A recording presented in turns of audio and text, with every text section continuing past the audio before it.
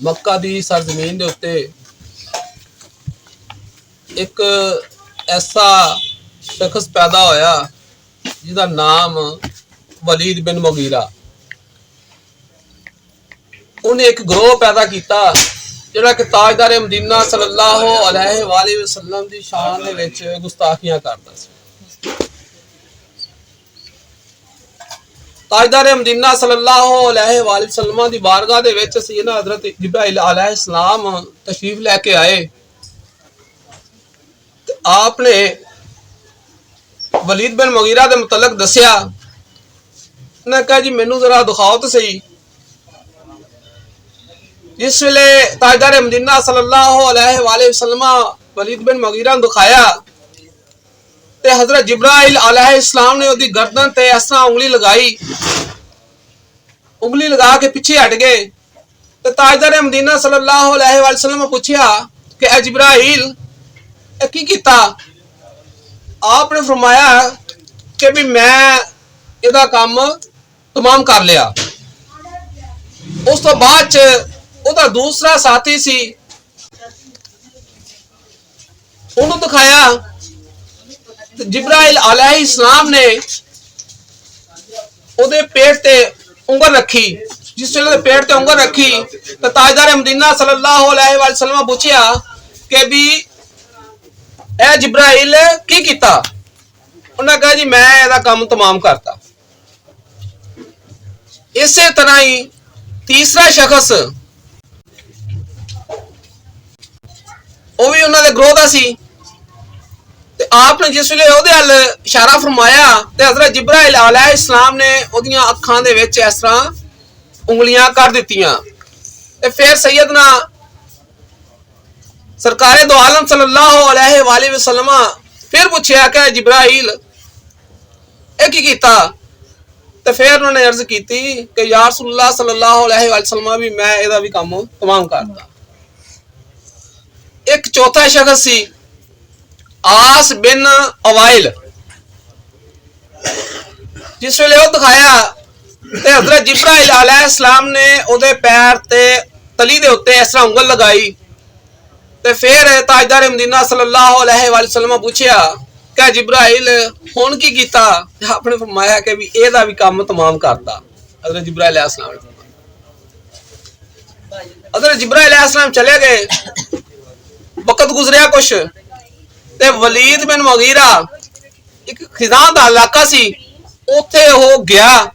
जिस वेले गया ते उत्थे देखदा की आ एक बंदा तीरां नूं तेज कर रहा, तीरां नूं तेज कर रहा। ਉਹ जिस ਵੇਲੇ तेज कर रहा तो उस बंदे दे हथों तीर निकलिया जाके सीधा वलीद बिन मुगीरा दी गर्दन ते लगा और ओ जहन्नम वासिल हो गया। उस तो बाद देखिया कि वक्त गुजरिया ते मुतलब वो जा रहा एक दरखत तो उतर रहा और शोर मचा रहा, अपने बेटियां नूं आवाज दे रहा कि भी आओ मेरी मदद करो, मेरिया अखां दे विच सूवे वज रहे ने, कोई सूवे मार रहा, मैनू बचाओ। बेटे कह रहे सानू कुछ नजर नहीं आ रहा, सानू कुछ नजर नहीं आ रहा। लेकिन की होया ओदियां अखां च सूवे वजे, ओदियां अखां दी बिनाई चले गई और वो भी जहन्नम वासिल हो गया।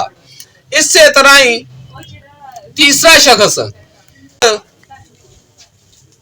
ओनू पेट दा मर्ज पैदा होया, ओदे पेट दे अंदर जर्द पानी पैदा होया, जर्द पानी पैदा होया, इस हालत दे विच वो भी जहन्नम वासिल हो गया। चौथा शख्स आस बिन अवाइल, वो घोड़े दे उत्ते जा रहा ताइफ दी तरफ। किधर जा रहा? ताइफ दी तरफ जा रहा। ते रास्ते दे विच एक कोई नुकीली चीज ओदी तली नूं लगी आ ਔਰ ਉਸ ਤਲੀ ਦੇ ਵਿੱਚ ਨੁਕੀਲੀ ਚੀਜ਼ ਲੱਗਣ ਦੇ ਨਾਲ ਹੀ ਉਹ ਡਿੱਗਿਆ ਔਰ ਡੇਗ ਕੇ ਉਹ ਵੀ ਜਹੰਨਮ ਵਾਸਲ ਹੋ ਗਿਆ। ਇਹ ਗਰੋਹ ਦਾ ਕਿਹਦਾ ਖਤਮ ਹੋਇਆ? ਵਲੀਦ ਬਿਨ ਮੁਗੀਰਾ ਦਾ ਗਰੋਹ ਖਤਮ ਹੋ ਗਿਆ। ਇਸੇ ਤਰ੍ਹਾਂ ਹੀ सैयदना हजरत इब्राहिम अलैहिस्सलाम दुनिया ते जलवा फरोज होए ते आपने बुत्तां नू बुरा किया, बुत्तां नू खत्म करन दा किया, लोगां नू इस्लाम दी दावत दित्ती। अल्लाह तबारक व तआला दी जात वहदहू ला शरीक है, ओही इबादत दे लायक है, ओदी इबादत करो। ए बुत कुछ नहीं दे सकदे, ए शिरक दा अड्डा बंद कर दिओ। ते आपने बुत्तां नू भी तोड़िया। जिस वेले तोड़िया ते शिकायत होई उस वेले दा जालिम बादशाह नमरूद ओदे कोले शिकायत होई ते फैसला ये होया कि इन्हां नू अग दे विच फेंक दिता जाए, इन्हां नू जला दिता जाए। क्यों? क्योंकि भी मैं ओ कहंदा कि भी मैं रब वां ते मेरी मैं अपनी तौहीन बर्दाश्त नहीं कर सकदा। उन्हें अपनी इस तौहीन दे बदले दे विच अग जलवाई और सैयदना हजरत इब्राहिम अलैहिस्सलाम उस अग दे विच फेंकता गया।